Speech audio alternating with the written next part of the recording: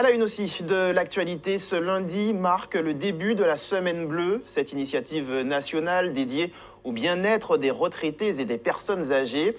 À cette occasion, la ville du Lamentin, l'Office des missions d'accompagnement social et de santé, ainsi que l'EHPAD Henri Bourgeois organisent de nombreuses activités afin de sensibiliser à la solidarité intergénérationnelle. Ce matin, nos aînés ont fait parler leurs plumes au cours d'un atelier d'écriture de poésie. Diana François-Eudoxy y était. Tes poids d'Angole, ton gigot, tes pieds de veau en tranche. Tu nous invites à la ripaille et à ton resto souscrire un éternel Dombré de crevettes, pois d'ongole ou matoutou de crabe, des recettes locales qui inspirent les résidents de l'EHPAD Henri Bourgeois. Un atelier d'écriture de poésie qui permet également de plonger dans ses souvenirs. Ça m'appelle de l'assiette de ma famille. Comme nous étions au chevet, au chevet. Je suis revenu à l'école. On va faire des dissertations. Beaucoup de bonnes choses. La joie, l'amour. Comment tout le monde doit assembler comme ça et puis s'écouter les uns les autres.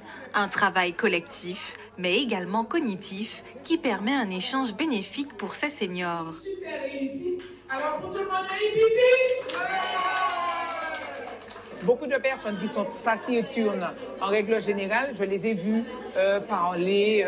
On avait même du mal à les arrêter. Et je me suis dit, en fait, j'ai bien fait de choisir l'alimentation parce que c'est un thème qui réunit tout le monde. Tout le monde est d'accord sur l'alimentation. Chaque personne donne son avis, échange et disent, bon, tu penses que cette phrase-là, c'est ça, c'est comme ça, comme on l'a vu lors de l'atelier. Donc, c'est vraiment un échange sincère parce qu'il ne se pose pas de questions et surtout spontané. L'atelier rentre dans le cadre de la Semaine Bleue qui débute aujourd'hui. Cette année, le thème est un clin d'œil aux Jeux Olympiques. Bouger ensemble pour entretenir la flamme. Bouger en matière de prévention aussi, hein, c'est ce qui permet d'entretenir et d'éviter les impacts du vieillissement sur la population. Donc, on l'entend souvent quand on est jeune, c'est tout au long de la vie qu'il est important de bouger pour réduire les effets du vieillissement qui, quoi qu'on fasse, bien sûr, vont arriver, mais au moins avec l'activité physique et intellectuelle, culturelle, ce sont des éléments qui réduisent les effets du vieillissement sur notre santé, notre capacité à rester autonome le plus longtemps possible. Une perte d'autonomie de plus en plus fréquente à l'arrivée des résidents dans cette EHPAD. Un signe d'une population vieillissante importante. Selon l'INSEE, en 2030, près de 40% de la population sera âgée de plus de 60 ans en Martinique.